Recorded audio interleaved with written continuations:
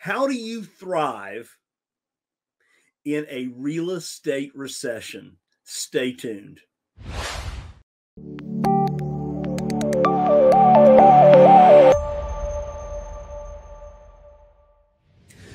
Welcome to the last edition of NoteSchool TV for 2022. Wow, it has been an amazing and interesting year. A lot going on. We're going to get to that in just a minute. But before we do that, do three things for me. Make sure and like NoteSchool TV and like this episode. Number two, make sure and hit that subscribe button. Yep, hit that subscribe button so you will can see all of the 52 episodes that we will have done this year, as well as the episodes from last year. And make sure and hit that bell notification. That's right. Hit that bell notification boom so that you'll be notified when we go live. When? Every Wednesday at 11:05 Central Time. And also make sure and continue to send in those comments, right? Eddie and I thrive on looking at those comments, and we really appreciate what you guys send in, what you share with us, and questions. Continue to put in questions there as well. And to know more about what we do at NoteSchool, simply go to noteschool.com/TV. Again, noteschool.com/TV. And we'd love to have you in one of our master classes. And remember, our motto at NoteSchool is that we show you how to close more deals. And that should be your biggest goal as we go into 2023. With that, I want to bring on, our founder, our fearless leader, all-around good guy, Mr. W. Eddie Speed. Hello, Joe. Eddie, do you want to thrive in 2023? I don't want to. I'm going to. That's right. I don't want just want it. And I say that with humility. I don't say it with arrogance. But Joe, you know, this is my 6th real estate recession. Yep. And they've all been somewhat different, and they've all been somewhat the same. One thing that I'm going to tell you is, and we're going to go through about half of this episode. We're going to show you kind of what's happening in the market. And then about half the episode, we're going to show you why we believe we have some solutions. Six recessions, six real estate recessions. I've helped real estate investors create more than 40,000 creative finance transactions. So we're not speaking from a little bit of experience, Joe. We're speaking from a lot. And Joe, I'm going to say that your impact in NoteSchool this month is award-winning. Like, seriously, the things that I've seen you do this month and the clarity you've given people this month has been at, you always play at a different level, but Joe, you jumped up a big level. You are taking this so seriously and helping people. Well, you know what? We shouldn't be doing this if we're not helping people and improving their lives, right? Joe, we're going to start out with some awards we won. We are. So let's get into it. So, all right. So our friend Fred and Tracy Rui have noteinvestor.com, and they had best of awards. Joe, we were nominated for 5 awards, but we won 4 of those. So let's click through them real quick. So first of all, our trade platform, Notes Direct, was the best note trade platform in the industry. Wow. I agree. Cool, huh? I agree. Colonial Funding Group, our investment side, NoteSchool is the training side, Colonial is the investment side. We were the best distressed note buyer. And Joe, our play this next 6 months in non-performing notes is, I'm going to say, monumental. We had a meeting all this week and talked about some of the reasons why that's true. And I can tell you that the charge is on. Absolutely. We have hit the ground running, and we're just going to speed up, man. That's it. And then, hey, how about this? NoteSchool TV voted best podcast and shows for note investors. So thank you guys for all of that. And then lastly, our Expo, the one that you heard us talking about so much first week in November, it was voted the best note industry convention. So I appreciate all of your votes and your confidence in us, all of the audiences out there that helped us win these awards. Thank you very much. We're honored and humbled, and but we take the obligation seriously, and so we'll continue to try to be the best that we can be for the industry. Absolutely. Eddie, let's jump in. Let's talk a little bit about housing and what's going on here, right? All right, so let's talk a little bit about what's happening right now. Joe, cover a couple of these headlines for us. Yeah, let's do that. So existing home sales, according to the National Association of Realtors, dipped 7.7% in November, and I've got a chart here that's going to show that, but the adjusted annual rate is 4.09 million, not quite 4.1 million. Look at this, Eddie, 35% drop from the previous year. And they're projecting a drop like that, close to that again next year. Inventory of unsold existing homes, 1.14 million at the end of November, which is only a 3.3 month supply of inventory. Not a lot, not a lot. So here's the chart, Eddie. Look at this thing. So it was really high when everybody in the world could get a mortgage loan back in 04, 05. Remember the pulse and the fog in the mirror? Well, there you go.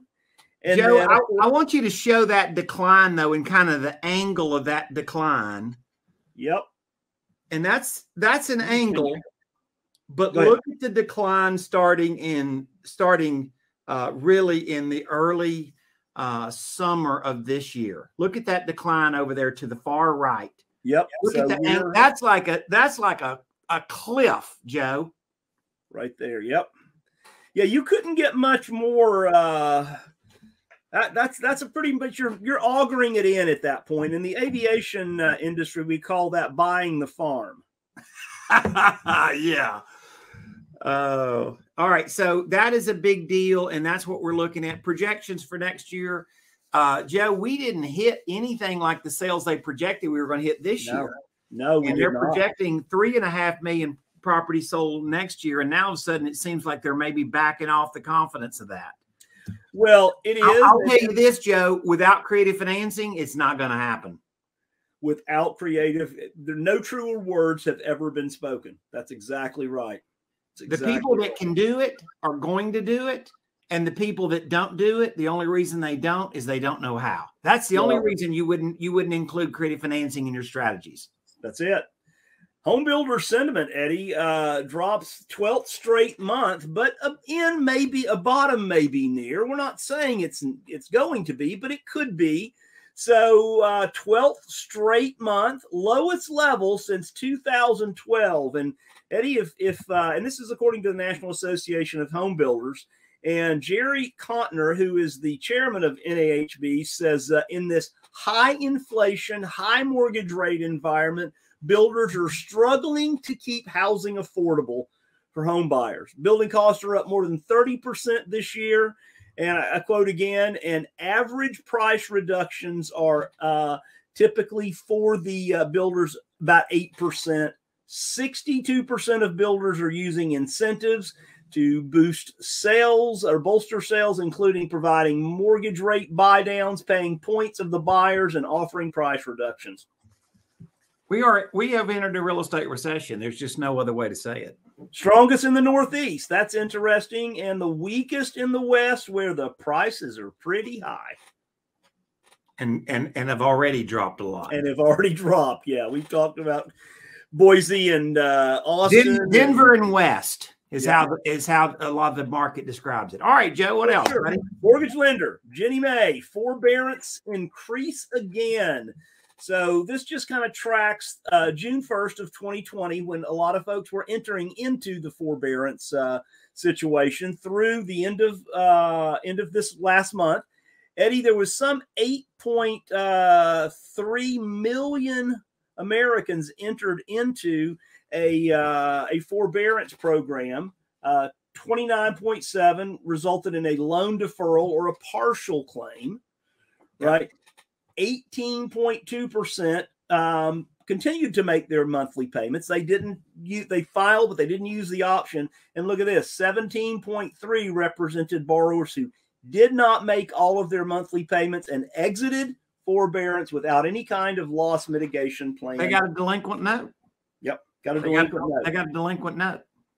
That's a big number, Eddie. That's a big number. Yeah, and the other thing is the other thing is you see they entered a loan mod, and we've seen a redefault factor in that. Huge. So 8.3 million people, right after the virus started, entered this forbearance. And obviously now what you're now looking at is the result of that.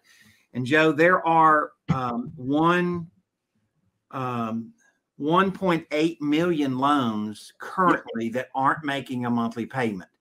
Now, what percentage of those end up in foreclosure? We predict lower. It won't be 1.8, but it's going to be north of 1 million. Yeah. Oh, that is because those loans are 90+ days delinquent, and a lot of them are seriously delinquent, and they just flat don't have the money to bring the loan current. That's it. That's it. And you're saying, well, why don't they just get a loan mod? Well, they probably did try to get a loan mod, and they didn't qualify. That's right. Just because you apply for a loan mod doesn't mean you get a loan mod. So they've made an exhaustive effort this year to get these people in some kind of a modification. And that's why we're seeing this terrific waterfall of non-performing notes now coming on the market. That's it. And that's another market thing that obviously we have a lot of experience with. So some people come to Note School to learn how to do creative financing and buy property. And some people come to Note School to learn how to buy non-performing notes. There you go. Let's talk about the GSEs, Eddie, the government-sponsored entities like Fannie, Freddie, and Ginnie.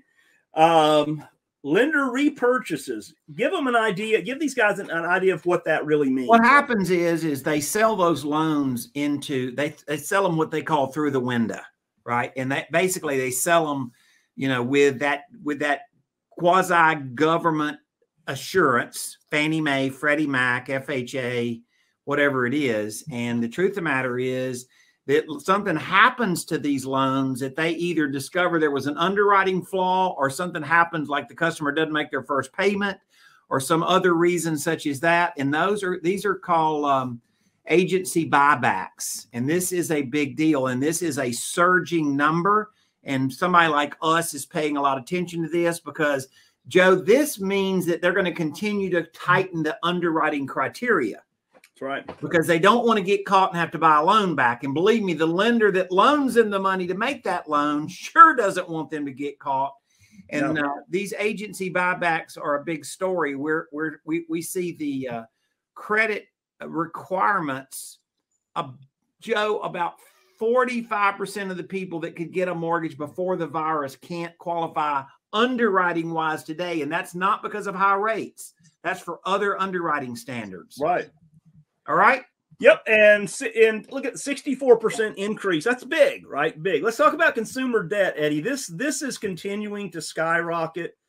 Credit card debt in the U.S. hits an all-time high of $930 billion. The last time it was even close to that number was back in 2008 during the Great Recession. And that only hit, right? I'll say only hit $870 billion, right? So, and the delinquency rates are going up, 5.32% delinquency rates. And oddly enough, the 18 to 29-year-old category has the highest delinquency rate of any group in this category. Well, let's be honest about it. People were buying stuff with a government check, and now they're buying with a credit card. Well, that's it. That's it. And with inflation and prices up 8% over the last year or more, that's a big deal. And Eddie, these things, look, I saw a credit card application the other day that was 35%. 35% interest. 35% interest. Yep. All right. Let's move on. Investment property. Yeah. Look at that, Eddie. Well, I mean, if you go to all the real estate masterminds I go to, I think the number is probably even a deeper cut than that. Adam has some ways of measuring it, but their business has been bitten into, and the simple reason is this: House flippers predominantly were flipping houses to investors that were using those houses for investment purposes. They were going to use them as rentals. House flippers historically weren't selling a big percentage of the market to people that were going to use them to live in them. They weren't selling to consumers. They were selling to investors. And the truth of the matter is the investor market has dried up. So the real estate investor that can't reinvent themselves and they're just trying to flip more houses to more investors, Joe, that's like, that's not, that just, that market's evaporated. It is. And so this is why we've made a big campaign in helping real estate investors with creative strategies, is because of that market condition. So, and Joe, that'll kind of take us around to where we're going to go here when we wrap it up. So that's right. The market's changed, guys. That's it. Yep. So Market Watch is saying that, well, home prices will fall in 2023, but affordability, Eddie, the affordability piece there, worse since 1985. Okay. And this is Market Watch, right? This is their forecast for next year. This is the online version of the Wall Street Journal, essentially. Right. Yeah. Home prices will fall by 8%, but high mortgage rates and a possible recession will continue to hurt affordability. And look at this. I don't think as far as real estate goes, it's a possible recession. I think it's an absolute. It is. We are. If you said we sold almost 7 million houses last year and we're going to sell 3.5 million this year, and you're going to say the mortgage industry is off by 60%, I think you're a little hard to say, and we're not sure if we're in a real estate recession yet. Yeah, I mean, you read that right there. I'm gonna go. Put me on record. I'm gonna call that one, Joe. Yeah, I think you'll be safe there. And again, this is what we've been talking about, Eddie. With lending standards still tight and affordability poised to worsen, consumers should expect their purchasing power to deteriorate, even as housing prices would fall. Yeah. All right. So let's talk about a solution. The reason all this is true, Joe, is because they're not considering anybody can do anything other than depend on the banks and mortgage companies. Yep. I mean, that's the truth. So, Joe, this is where the rubber meets the road. On the left is the market we've been in. On the right is the market we've entered. And so Joe and I call them a penalty box buyer. That's this consumer buyer that's been left behind by significant tightening in credit. And this buyer is huge in the market because who could qualify before the virus? Now 40 to 45% of these people can't qualify for a conventional mortgage. Right. This does not mean they're bad credit, sad story, habitually got problems. We know about that guy. We've probably all got a relative like that, right? That's right. That's the truth. But the truth of the matter is these are people that have been left behind, and creative financing and offering seller financing on the backside is a killer strategy. So, Joe, I got a saying here that I pulled up, and I didn't make this saying up. Right. But a friend of mine posted this, and I really grabbed this because it resonated as to who we want to be, how we want to help people. And that is, a hustler practices until they get it right. Right. But a professional works until they can't get it wrong. Joe, NoteSchool's team has helped real estate investors create tens of thousands of creative finance transactions. That's right. That became a winner deal for the investor. Right? It worked. They created a good loan that created availability to close a deal that otherwise wouldn't have closed. They did a transaction that was well worth the money, meaning there was big profit still left in the deal. They closed deals that their competition didn't know how to close. They put a homeowner in a house that otherwise couldn't have gotten a home. How much of a win-win can we make it? Right. Right. And the answer is, Joe, there's, you can go on the internet, you can go on TikTok, you can go on whatever social media site you want, and you're going to find all kind of people that are, quote, now experts in creative financing. And the answer is, Joe, there's not a single one of them that were doing this in the 80s that are now saying, I'm going to show you how to do this. There's one person that was doing it in the 80s, and your guys are looking at him. I'm wearing a blue shirt. By the way, Joe started around 1990. Yeah. So Joe and I, our gray hair now matters, Joe, and we take that seriously. We are passionate about helping people with solutions. This market you can look at in two ways. You can look at it as the greatest opportunity in the world, Joe, or you can look at it like, you know, we're hunkering down because we're prepared for a big problem. We're preparing mentally for a big problem. And the answer is, if you don't know how to change, you should prepare for a big problem. That's right. I mean, I'm not making the market. Joe and I, if you go back and watch it episode after episode of episode, we've been identifying things that could affect the market, even though it wasn't affecting at the moment. Joe, you and I were predicting an increase in rates, you know, in the fall of 2021. Right. And people kind of thought we were crazy. Yeah. How could it change, Eddie? Things don't change. Wheels on fire. You can't lose. Now's the time to buy. You better buy before you can't ever afford to buy, right? Trees are going to grow in the sky, Joe. Yeah. And we sounded a little bit like the old guys that are like, well, okay, guys, but we've seen these cycles before. And now all of a sudden, what we now have discovered is we have a lot of hands reaching for us. Yes. Saying we need some guidance from some old guys that have lived through a lot of cycles. And we're honored because every week somewhere we do a training for a significant group that says we need some of what Note School does. We're not saying that to brag. We're saying it because we're grateful that we feel like we've trained for this party, Joe. Yeah, we've trained for it. And in 2023, we plan on just continuing to up our game and what we do. And we want you to be a part of that, Eddie. We'd love for these guys to be a part of one of our master classes next year, right? Joe, as far as attendees for Note School events, we had more attendees in the fourth quarter of this year. Yeah. Fourth quarter of 2022 than we did in the first 3 quarters of 2022.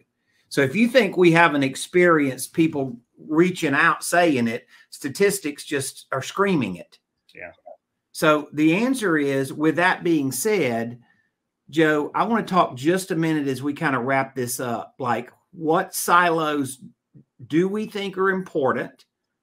And what silos have we focused on? So, Joe, talk about a little bit about creative financing. What is creative financing, Joe? Yeah, creative financing, it really is working with those 40 to 45% of people, right? We know, the questions that we get and we see on a regular basis at a 3-day class is somebody that has come in, or they've got 5 rentals, right? We talked to somebody last week on a deal lab. They had a guy has 5 rentals, 5 duplexes and 2 houses. Eddie, he was so burnt out as being a landlord, he stopped. Right? Took his properties off the market. So here's an important thing. Joe is talking about dispo. He's talking about dispositions right now. Right. Right.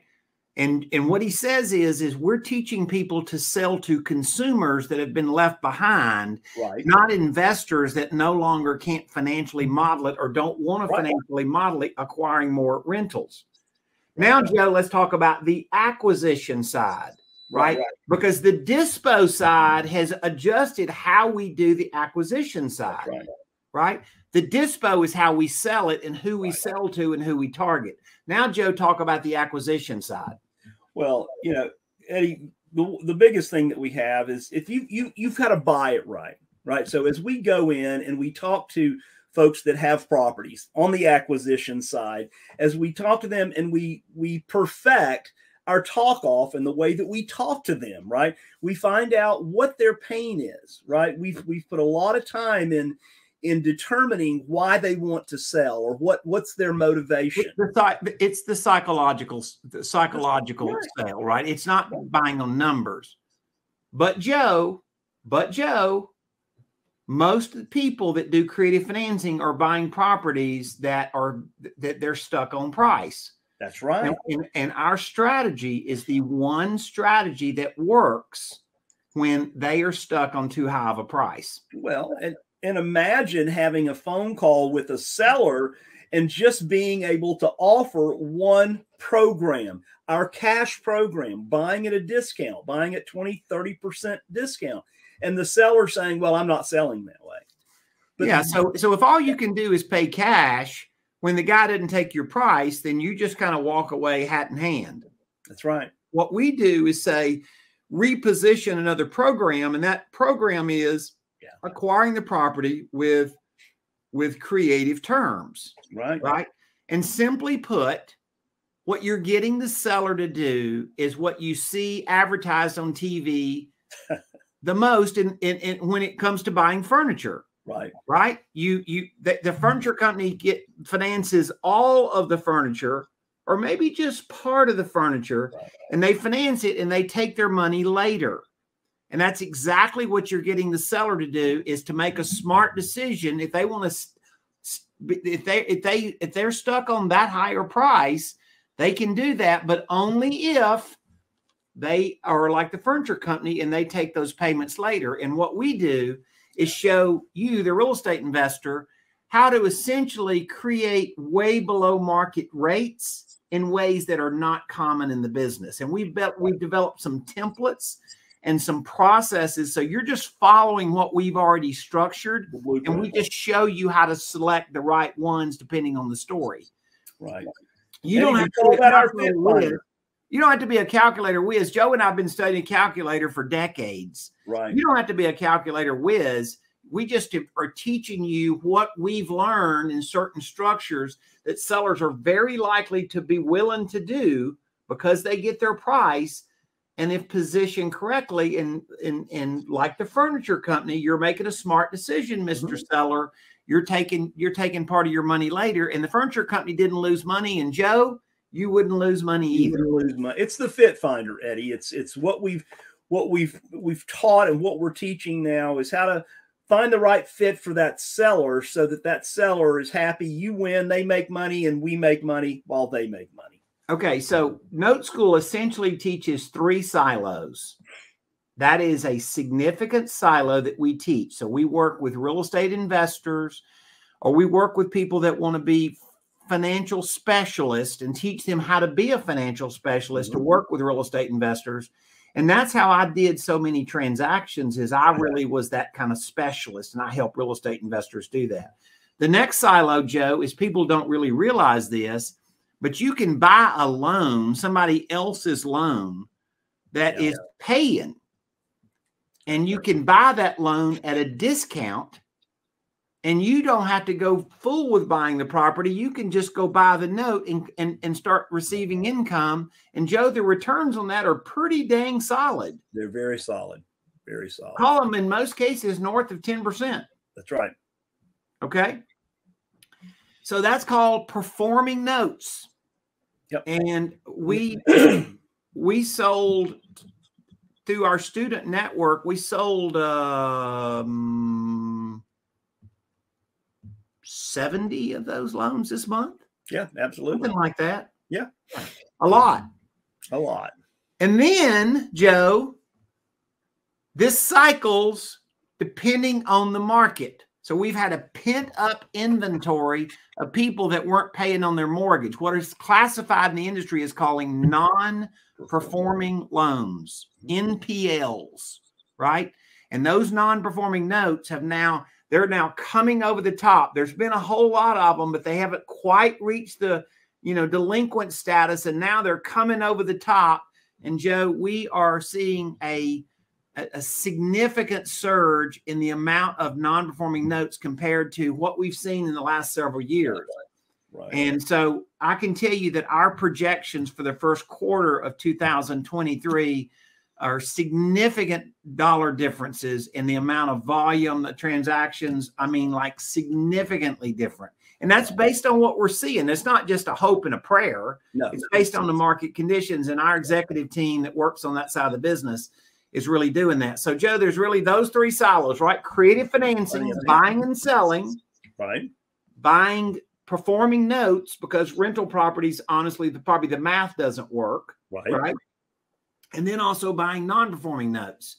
And so that is, people say, well, why have you picked those three targets right now? And the answer is very simple. Yeah. These are market-driven opportunities. Right. We chase what the market has a void in. And we have identified the voids. We've zeroed in on it. And that's our plan for 2023. So, Joe, why have we closed out the year with this? Because we're trying to close out the year for you guys having hope. Right. You guys having clarity. You guys having a position of understanding not everybody is scared of this market. Some of us are excited about it. Right. And we are saying, come on in, the water's fine. I like it. Yep.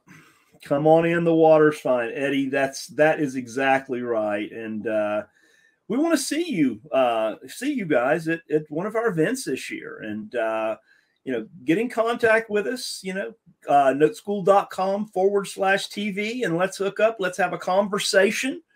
Right. And we've got a smart young man that'll have a conversation with you. Right. And we'd love to get you in one of our master classes and then end up in one of our 3-day classes.